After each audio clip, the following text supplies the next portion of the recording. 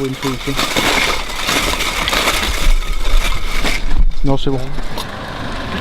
Ça va passer à moi ou pas? Non. Elle y arrive. Summer is coming. Mais est-ce que les gens se déguisent vraiment, Pierre? Je pense pas, mais je sais pas, c'est Céleste qui voulait être déguisée, du coup moi j'ai dit oui. On est à Saint-Cyr-la-Popie, je suis le seul qui n'est pas costumé et du coup on part au cœur du Moyen-Âge. Wow, ça démarre un peu vite, je vais vous poser le contexte. Il y a 3 ans, ma passion pour le Moyen-Âge m'a amené à réaliser un court-métrage, Les Affamés. Pour ce faire, à l'aide de mon amie Céleste, je me suis mis à rechercher des spécialistes. Et c'est là que j'ai rencontré William. C'est lui. William est un reconstituteur médiéval. Un passionné présent en costume au festival de Saint-Cyr-la-Popie. Accompagné de Céleste, Alice et Mathieu, nous avons décidé d'aller à sa rencontre. Voilà pourquoi je me retrouve à déambuler au milieu du plus beau village de France en compagnie d'un Jon Snow et de 2 Jacouilles. Mec, mets-nous en scène, hein. Dis-nous, va là, tu te bats avec Mathieu. Bon bah là on est dans le village. Et du coup on va arriver sur le marché, il y a une place centrale avec le château et l'église.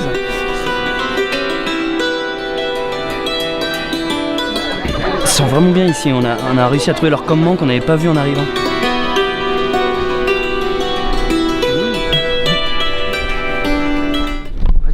Où es-tu? Ah, tu es là. Ouais, je suis là. Ça va? Oh oui, impeccable et toi? Ça va bien.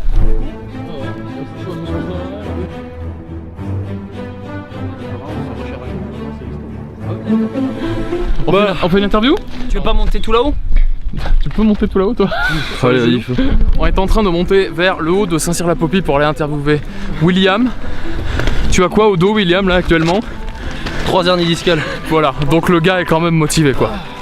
Leoniken, c'est une association qui a pour but de représenter une retenue d'un seigneur qui s'appelle Edmund de Grey en 1439 lors de sa mission en Aquitaine. Alors la reconstitution médiévale c'est assez compliqué en fait et très simple en même temps. On essaye de reproduire ce qui existait déjà à l'époque. Pour ça on se base sur des sources et on essaye de recréer les vêtements à base de patrons qu'on a retrouvés, à base de sources archéologiques, de pièces de musée. Il n'y a qu'en vivant, comme dans les costumes d'époque, ce genre de choses qu'on peut comprendre, qu'on peut approfondir les démarches. Et on va jusqu'à dormir sur des paillasses, on mange que des aliments qu'on pouvait trouver en France ou en Angleterre à la période qu'on reconstitue.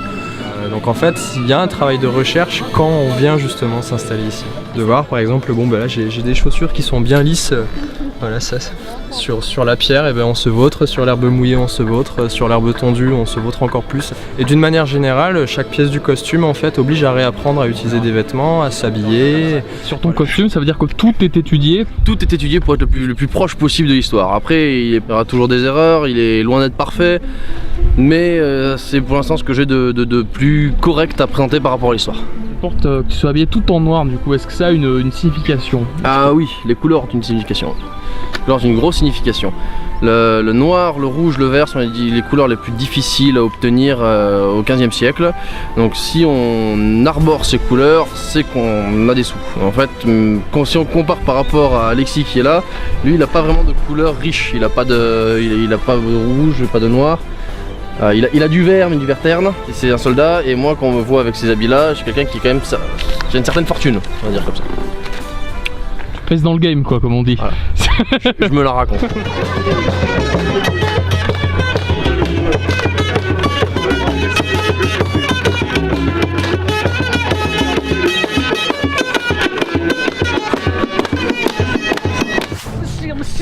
Messire, les Anglois arrivent, il faut nous défendre, messire. Messire, sauvez-nous, ça colle, à l'attaque, Schling. Attention.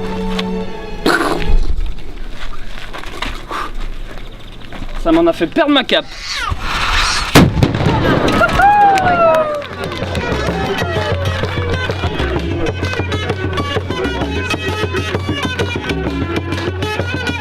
Faire rêver les petits, c'est comme moi quand j'ai rêvé, quand j'étais petit, que j'allais dans ces genres de fêtes. Ça fait toujours plaisir. Ça fait juste toujours plaisir, c'est génial. Quand ils nous voient et qu'ils s'arrêtent et qu'ils bug et même qu'ils sont timides, du coup ils osent même pas venir nous voir, pardon. Ouais, c'est cool. Ça permet aussi de vraiment profiter à fond et puis d'évoluer tous les ans et de voir tout le chemin parcouru. C'est vrai que quand on se fait complémenter sur les costumes à côté de tous les gens qui sont sapés en fait à neuneux, ça fait vraiment plaisir.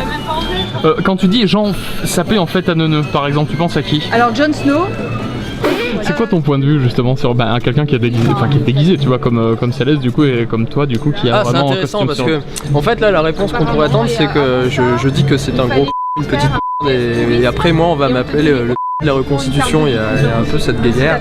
Alors moi mon point de vue il est que j'en ai rien à foutre. Lui il va avoir plus une démarche de fun en fait et c'est tout à fait louable. Et moi je l'ai aussi mais on essaye d'avoir une recherche un peu plus intellectuelle on va dire. Entre l'ambiance, les costumes, les musiciens, les verres d'hydromel, les reconstituteurs, les évocateurs, tout le reste, nous nous sommes peu à peu égarés dans cette parenthèse médiévale.